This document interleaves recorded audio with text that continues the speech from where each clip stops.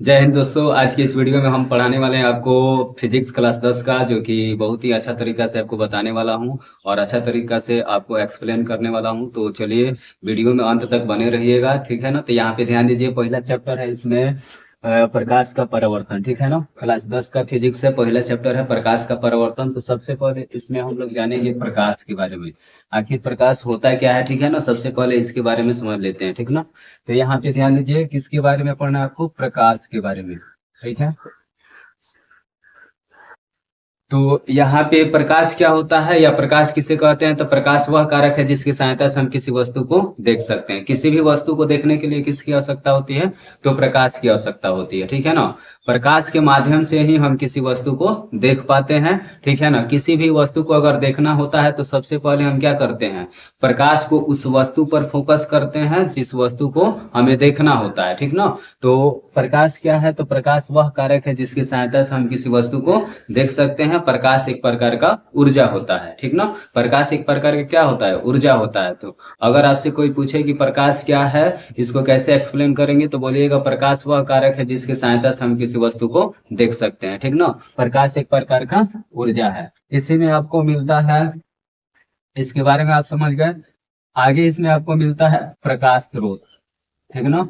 प्रकाश स्रोत, प्रकाश स्रोत किसे कहते हैं, तो जिस वस्तु से प्रकाश निकलता है उसे हम लोग क्या कहते हैं, प्रकाश स्रोत कहते हैं, ठीक है ना। जैसे बिजली का जलता हुआ बल्ब, लालटेन, मोमबत्ती, सूर्य, इससे प्रकाश निकलता है ना, तो इसलिए हम इसे हम लोग क्या कहते हैं, प्रकाश स्रोत कहते हैं। तो जिस वस्तु से प्रकाश निकलेगा वही आपका प्रकाश स्रोत कहलाता है, ठीक है ना। यहाँ तक समझ गए आप लोग, ठीक है ना। इसमें पढ़ेंगे हम लोग प्रदीप्त वस्तुएं। क्या पढ़ेंगे, प्रदीप्त वस्तुएं, प्रदीप्त वस्तुएं, प्रदीप्त वस्तुएं। तो ऐसी वस्तुएं जिनका स्वयं अपना प्रकाश होता है उसे हम लोग क्या कहते हैं, प्रदीप्त वस्तुएं कहते हैं, ठीक है ना। जैसे बिजली का जलता हुआ बल्ब, लालटेन, मोमबत्ती, ये सूर्य, ठीक ना। इनका अपना खुद का प्रकाश होता है, जिनका स्वयं अपना प्रकाश होता है, तो ये आपका प्रदीप्त वस्तुएं कहलाती है, ठीक है ना। उसके बाद से आपको मिलता है अप्रदीप्त वस्तुएं। कौन सी वस्तुएं, अप्रदीप्त वस्तुएं, ठीक ना। अप्रदीप्त वस्तुएं, इसके बारे में सुनिए। जिनका स्वयं अपना प्रकाश नहीं होता है उसे हम लोग क्या कहते हैं, अप्रदीप्त वस्तुएं कहते हैं। जैसे ईंट, पत्थर, ब्रेंच, कुर्सी, टेबल, इसका अपना प्रकाश नहीं होता है, इसीलिए हम इसे हम लोग क्या कहते हैं, अप्रदीप्त वस्तुएं कहते हैं, ठीक है ना। इतना समझ गए। उसके बाद से यहाँ पे ध्यान दीजिए, प्रकाश के बारे में आपको बता दिए हैं। अब यहाँ पे एक और क्वेश्चन बनता है कि प्रकाश दृश्य है, दृश्य है या अदृश्य, अदृश्य। अगर आपसे कोई पूछेगा कि प्रकाश दृश्य है या अदृश्य, तो इसके बारे में सुनिए। प्रकाश जो होता है आपका अदृश्य होता है, लेकिन जब किसी वस्तु पर पड़ता है तो उसे क्या कर देता है, दृश्य बना देता है, ठीक है ना। तो प्रकाश क्या होता है, अदृश्य होता है। अब इसमें आप समझिए कि दृश्य और अदृश्य का मतलब क्या होता है, तो दृश्य का मतलब होता है देखना और अदृश्य का मतलब होता है नहीं देखना, ठीक ना। तो प्रकाश जो होता है अदृश्य होता है, लेकिन जब किसी वस्तु पर पड़ता है तो उसे क्या कर देता है, दृश्य बना देता है, ठीक है ना। तो आपसे कोई पूछेगा कि प्रकाश दृश्य या अदृश्य, तो बताइएगा प्रकाश जो होता है अदृश्य होता है, लेकिन जैसे ही किसी वस्तु पर पड़ता है तो उसे दृश्य बना देता है, ठीक है ना। इतना समझ गए आप लोग। अभी आपको पता है प्रकाश क्या है, तो बोलिएगा प्रकाश वह कारक है जिसकी सहायता से हम किसी वस्तु को देख सकते हैं। किसी भी वस्तु को देखने के लिए किसकी आवश्यकता होती है, तो प्रकाश की आवश्यकता होती है, ठीक है ना। और प्रकाश एक प्रकार का क्या होता है, ऊर्जा होता है। यहाँ तक आप समझ गए। प्रकाश स्रोत के बारे में बताया है, जिस वस्तु से प्रकाश निकलता है उसे हम लोग क्या कहते हैं, प्रकाश स्रोत कहते हैं, ठीक है ना। जैसे कि बिजली का जलता हुआ बल्ब, लालटेन, मोमबत्ती, सूर्य आदि, ये आपका क्या हो जाएगा, प्रकाश स्रोत हो जाएगा। उसी तरह से प्रदीप्त वस्तुएं होती है, जिनका स्वयं अपना प्रकाश होता है उसे प्रदीप्त वस्तुएं कहते हैं। जैसे लालटेन, मोमबत्ती, सूर्य आदि हो जाएगा। अप्रदीप्त वस्तुएं जिनका स्वयं अपना प्रकाश नहीं होता उसे अप्रदीप्त वस्तुएं कहते हैं। उसके बाद से अभी बताए हैं आपको प्रकाश दृश्य या अदृश्य, तो बोलेगा प्रकाश अदृश्य होता है, लेकिन जब किसी वस्तु पर पड़ता है तो उसे दृश्य बना देता है। अगला टॉपिक हम लोग समझेंगे, प्रकाश के बारे में समझ गए। अब यहाँ पे हम लोग प्रकाश का परावर्तन के बारे में समझेंगे। किसके बारे में, प्रकाश का परावर्तन, प्रकाश का परावर्तन। तो प्रकाश का परावर्तन क्या है? प्रकाश को किसी सतह से टकरा कर लौटने की घटना को क्या कहते हैं? प्रकाश का परावर्तन कहते हैं। ठीक है ना। प्रकाश का परावर्तन किसे कहेंगे? तो प्रकाश को किसी वस्तु से टकरा कर लौटने की घटना को प्रकाश का परावर्तन कहते हैं। या इसका अलग डिफिनीशन ऐसे बोल सकते हैं, जब प्रकाश एक माध्यम से दूसरे माध्यम में जाती है, किसी वस्तु से टकराती है, पुनः वापस लौट आती है, तो उसे हम लोग क्या कहते हैं? यानी पुनः वापस लौट जाती है, तो उसे हम लोग कहते हैं प्रकाश का परावर्तन कहते हैं। प्रकाश का परावर्तन किसे कहेंगे? तो जब प्रकाश एक माध्यम से दूसरे माध्यम में जाती है, किसी वस्तु से टकराती है, पुनः वापस लौट जाती है, तो उसे हम लोग क्या कहते हैं? प्रकाश का परावर्तन कहते हैं। ठीक है ना। ये भी आप समझ गए। ठीक है। अब इसमें आपको मिलेगा कि प्रकाश के परावर्तन के कितने नियम होते हैं। तो प्रकाश के परावर्तन के 2 नियम होते हैं। प्रकाश के परावर्तन के कितने नियम होते हैं? 2 नियम होते हैं। आगे आपको क्या मिलेगा? प्रकाश के परावर्तन के कितने नियम होते हैं? प्रकाश के परावर्तन के कितने नियम होते हैं? नियम होते हैं। तो अभी आपको बताएं प्रकाश के परावर्तन के कितने नियम होते हैं। प्रकाश के परावर्तन के 2 नियम होते हैं। ठीक ना। यहाँ पे ध्यान दीजिए, पहला आपका होता है, ठीक है ना, और दूसरा होता है। 2 नियम होता है। ठीक है। तो यहाँ पे पहला नियम समझिएगा, आपतित किरण, परावर्तित किरण, आपतन बिंदु पर डाला गया अभिलंब, तीनों एक ही तल में होते हैं। और दूसरा नियम होता है आपतन कोण परावर्तन कोण के बराबर होता है। तो प्रकाश के परावर्तन के 2 नियम, पहला नियम आपतित किरण होता है, आपतित किरण, परावर्तित किरण, किरण आपतन बिंदु पर, आपतन बिंदु पर डाला गया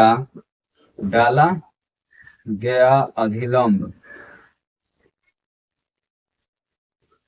तीनों एक ही तल में होते हैं, तल में होते हैं।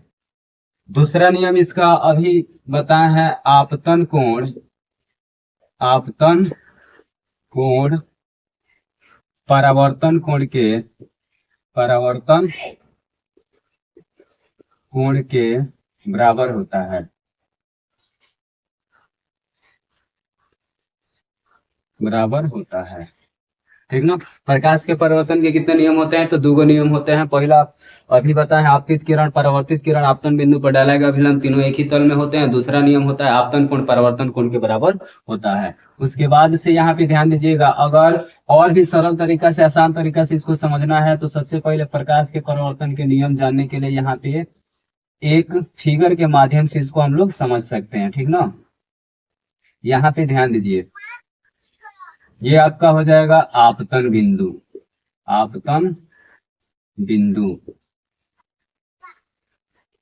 आपतित किरण, आपतित किरण, ये आपका परावर्तित किरण, किरण, ये आपका अभिलंब। ठीक ना। और अंदर जो कोण बनता है आपका आपतन कोण होता है, आपतन कोण, जिसको हम लोग आई से सूचित करते हैं, ये आपका परावर्तन कोण होता है, परावर्तन कोण, जिसको हम लोग आर से सूचित करते हैं। ठीक ना। इस फिगर के माध्यम से प्रकाश के परावर्तन के 2 नियम होते हैं, इसको आसान तरीका से समझ सकते हैं। यहाँ पे अभी आपको बताएं, आपतित किरण, परावर्तित किरण, आपतन बिंदु से डाला गया अभिलंब, तीनों एक ही तल में होते हैं। आपतन कोण परावर्तन कोण के का होता है? बराबर होता है। यानी कोण आई बराबर का होता है? कोण आर होता है। ठीक है ना। आपतन कोण के बराबर कौन होता है? परावर्तन कोण होता है। ठीक ना। याद रखिएगा। तो ये प्रकाश के परावर्तन के 2 नियम होते हैं। इसमें आगे आपको मिल जाएगा, ध्यान दीजिए, इसमें पारदर्शी पदार्थ, पारदर्शी पदार्थ, पारदर्शी पदार्थ, उसके बाद से आपको मिलेगा अपारदर्शी पदार्थ, अपारदर्शी पदार्थ। ठीक ना। तो पारदर्शी पदार्थ किसे कहते हैं? ऐसे पदार्थ जिसके आर पार हम देख सकते हैं, उसे पारदर्शी पदार्थ कहते हैं। जैसे कांच, हवा, ठीक है ना। पानी इसके आर पार हम लोग क्या कर सकते हैं, देख सकते हैं, तो इसे हम लोग क्या कहेंगे, पारदर्शी पदार्थ कहेंगे। उसके बाद से अपारदर्शी पदार्थ किसे कहते हैं, ऐसे पदार्थ जिसके आर पार हम नहीं देख सकते हैं उसे हम लोग क्या कहते हैं, अपारदर्शी पदार्थ कहते हैं। जैसे कि ईंट, दीवार, पत्थर, ठीक है ना, पेंट हो गया, ये सारा चीज जो होता है इसके आर पार हम लोग नहीं देख सकते हैं, इसीलिए हम लोग इसे क्या कहते हैं, अपारदर्शी पदार्थ कहते हैं। इतना आपको समझ में आ गया होगा। एक बार और समझ लीजिए, प्रकाश क्या है, तो प्रकाश वह कारक है जिसकी सहायता से हम किसी वस्तु को देख सकते हैं। किसी भी वस्तु को देखने के लिए किसकी आवश्यकता होती है, तो प्रकाश की आवश्यकता होती है। प्रकाश एक प्रकार का क्या है, तो प्रकाश एक प्रकार का ऊर्जा होता है। दूसरा आपको बताया है प्रकाश स्रोत के बारे में, तो जिस वस्तु से प्रकाश निकलता है उसे हम लोग क्या कहते हैं, प्रकाश स्रोत कहते हैं, ठीक है ना। उसके बाद से प्रदीप्त वस्तुएं क्या होती है, ऐसी वस्तुएं जिनका स्वयं अपना प्रकाश होता है उसे प्रदीप्त वस्तुएं कहते हैं। अप्रदीप्त वस्तुएं किसे कहते हैं, जिनका स्वयं अपना प्रकाश नहीं होता उसे अप्रदीप्त वस्तुएं कहते हैं। प्रकाश दृश्य या अदृश्य, तो प्रकाश अदृश्य होता है, जब किसी वस्तु पर पड़ता है तो उसे दृश्य बना देता है, देखने योग्य बना देता है। प्रकाश का परावर्तन क्या है, तो प्रकाश को किसी सतह से टकरा कर लौटने की घटना को प्रकाश का परावर्तन कहते हैं। या दूसरा डिफिनेशन आपको बताया है, जब प्रकाश एक माध्यम से दूसरे माध्यम में जाता है, किसी वस्तु से टकराता है, वापस लौट जाता है, तो उसे हम लोग प्रकाश का परावर्तन कहते हैं। प्रकाश के परावर्तन के कितने नियम हैं, तो प्रकाश के परावर्तन के 2 नियम हैं। अभी आपको बताया है, आपतित किरण, परावर्तित किरण, आपतन बिंदु पर डाला गया अभिलंब, तीनों एक ही तल में होते हैं, ठीक है ना। आपतन कोण परावर्तन कोण के बराबर होता है। इस फिगर के माध्यम से आप यहाँ पे समझ सकते हैं, आपतन बिंदु हो गया, ये आपका आपतित किरण, ये आपका परावर्तित किरण, ये आपका अभिलंब होता है। इसको हम लोग क्या कहते हैं, अभिलंब, अभिलंब के नाम से जानते हैं, ठीक है ना।